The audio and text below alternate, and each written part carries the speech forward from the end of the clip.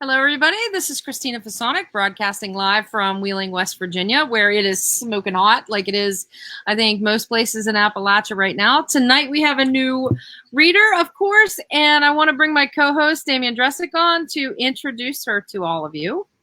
Hello, Damian. Good evening, Christina. How are you tonight in Wheeling, West Virginia? I am good. I just got back from the pool. I can't complain. Everything's good. Perfect. How are you? I'm fine, thank you. I'm glad it's smoking hot. Is it hot out there too? It is hot out here too.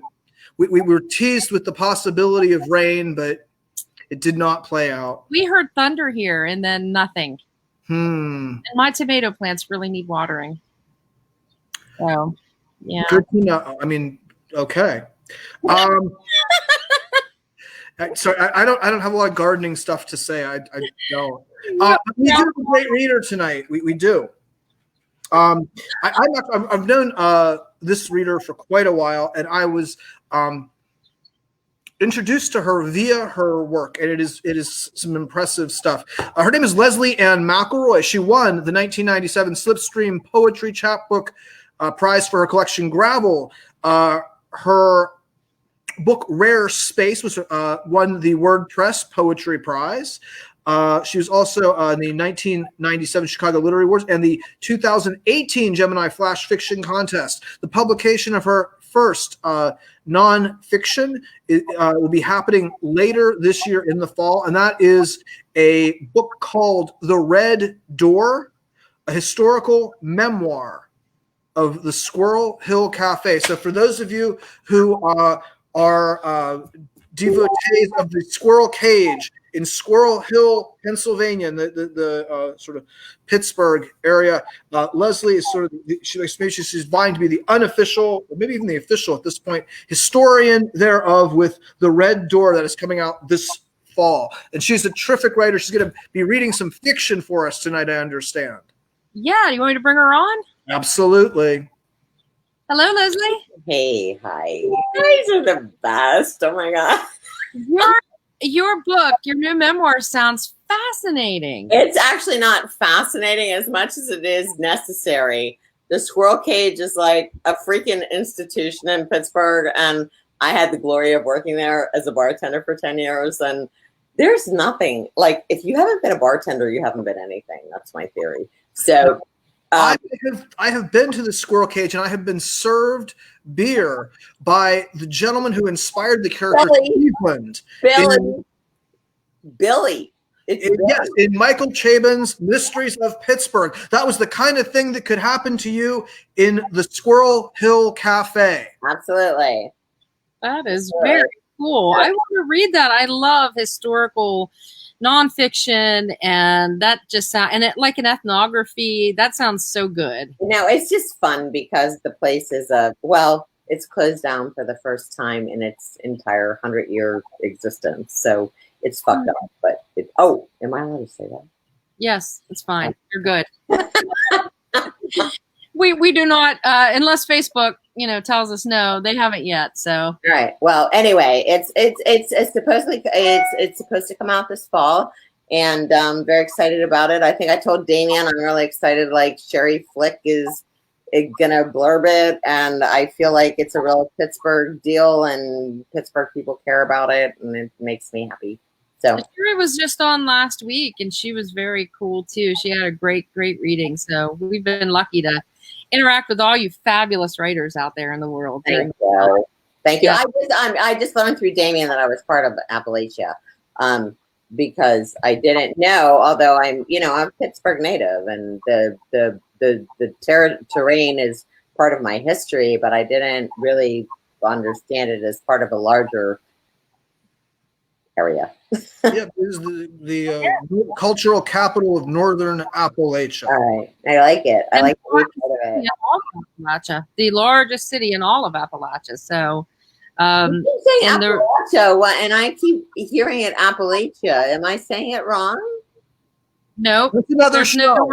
That's a whole other show. Another show. That's a whole other. No way to. It is. that's what this writers conference that we are doing does. It takes up that issue. So, but we want to hear you read. Okay, well, I So- picked something that is not poetry. I'm pretty much a poet, but I've dabbled in the last few years in some short fiction, but I like to think that it's written from a poetic voice. I hope it's poetic because otherwise it's shit. So I hope it has some poetry in it. So I was going to read this piece called "Love on the Mon" that was originally published in Pithead Chapel. Is that right? We're going to go away and we're going to let you do that. Yes. Okay. We'll be back when you're done. We can't wait to hear what you have to read for us. us. You both are the best. Thank you so much. Sure. You make me look better? No? Oh. All right. So this is called Love on the Mon, and it is in sections. The first part is called Scaffolding. You can't build this thing anywhere and can only rebuild it here, where know-how lives in the pavement and the steel belly of the city, where the cinder still burns in old men's hearts, where occasionally a young boy says, milk, looking out with wonder past Kennywood's coasters to see the smokestacks leaning and cracked. We forged things here, you and I. In the time we were given with fire, we were lovers and seekers and promises and flames. We counted on timing, the just right temperature of the ore and craftsmanship, how we came together wanting only that tenable thing made fluid with heat. We were destined for landscape, to make the rich envious, to pay love's labor with food and large drinks. We were mighty and unbreakable and sexy. I dressed for you in my gear. You raised the flame to my naked body. We were the artists of love, and how many times did we lie down in the break room behind the slabs of steel, the carbon and iron to cast shadows high in the sky? The crafting of this thing so strong, only bridges could be made from it.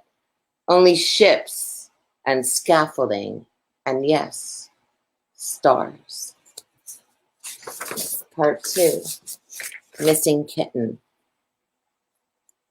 So imagine how strange it was to wake one morning to cold ovens and quiet in the shift room, where we sat drinking coffee and muttering something about shutdowns and bread lines.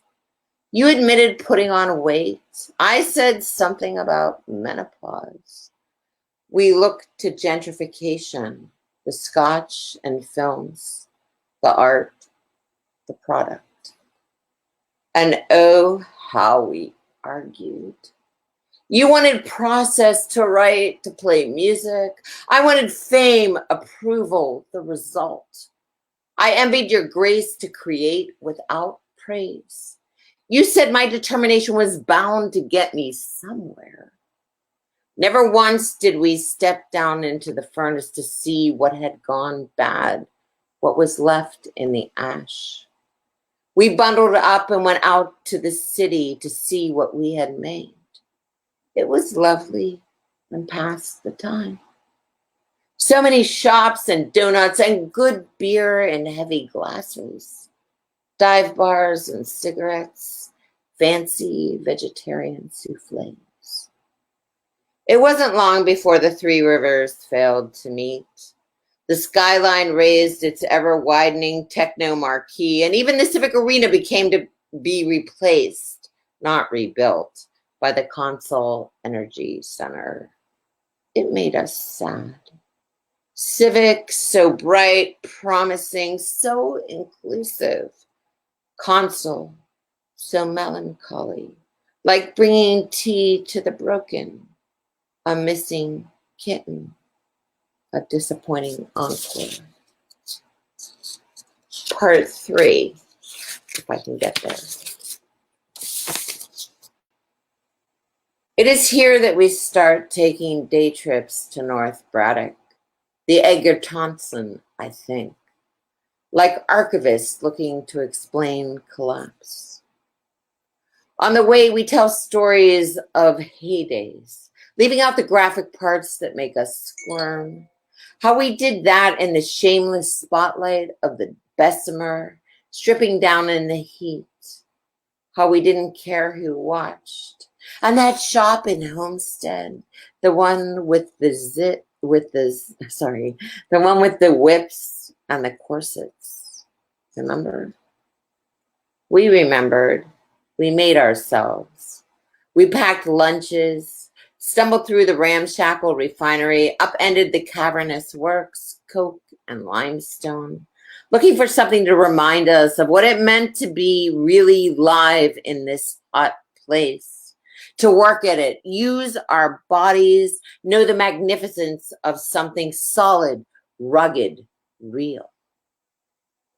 We brought a lighter and some books and a steelyard of patience. We brought each other. We had to. Who can bear the one-sidedness of a narrative, even this? How a story is told from one perspective, which is surely skewed. Much like the beams in the junkyard that never passed inspection, that never held anything up. How else could we write the story of our love? How else would it survive? You say the exit was here. I say that was the office. You say I was the foreman. I say you were the magnet.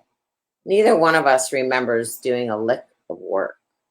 It was that easy, wasn't it? Until it wasn't. 5, 4, on purpose. Some things will never be agreed upon because memories are so fluid and shaped. Some things you have to fight for, take pictures, show scars, burns. It is in this way that we continue to negotiate the revolution, our place in history, blame. It is in this way that we begin to shovel the waste from the iron gate and walk inside.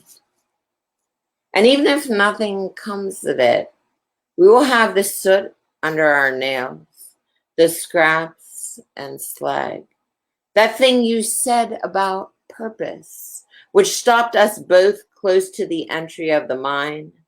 How you have to love on purpose with even the wasted, forsaken part of your heart. The thing that got you left you there.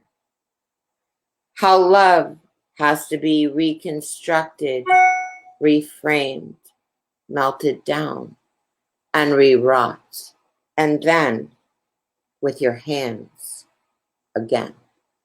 That's it. Thank you. Wow. That was awesome. Thank you. Awesome. You know, as you were reading, I was thinking about the last time I toured the Carey Furnace. And have you been there before? Yes. The mill? And I was thinking about all the places that what you were describing could take place, you know, and thinking about how those things are gone now and their history.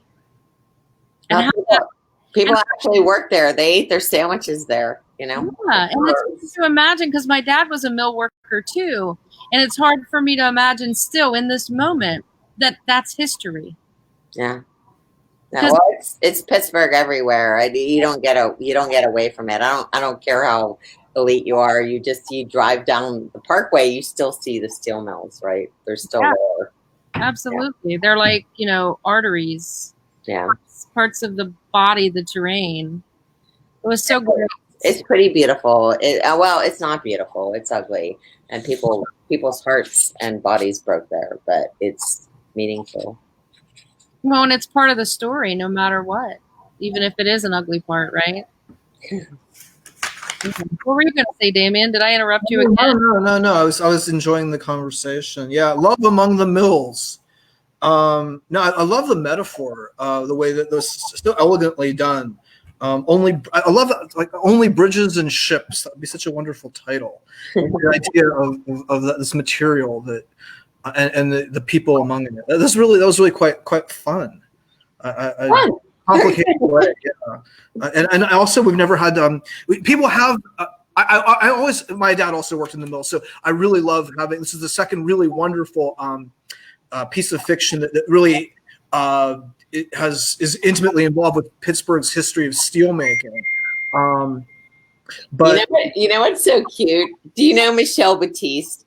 She's she's an amazing poet who's like one of my best friends. She's busy texting me about the reading right now, and she's like, "Oh my God, I love Christina. I love Damien." You should go on Facebook and leave a comment so everybody can see it. Yes. She could come on the show then. She could. She's out in Colorado, but grew up in Buffalo, New York, I think. And I adore her, obviously. But she, she's busy like texting. She's like, "Oh my God, I love them. They're saying such great things. They're so on top of it." It's adorable. We really have a good time with this show, and we're so lucky that wonderful writers like you come on, because we would have nothing else to talk about. It'd be done. So how do I promote? How do I Schenectady? She just texted me. She's like, "I'm from Schenectady, New York." She said Buffalo. I'm Schenectady. She's like totally all over me. She's like, "You're wrong." But how do I promote this more? Like, what do I talk about that when we're when we let our audience go free, run free. Yeah. Let them go, and then I want to know. Yes. No, we are the only person who got the steel history in and the second skin. Yeah. There you go. Well, thank you. All right. All right. Next time I'll add a little more sex in. It'll be good. All right. Thank you. Good night. Thank you so much. See everybody on Monday. Damien. We'll see everybody Monday at 8 o'clock. Bye. Thank you. So what happens now? Do I get to talk to you guys?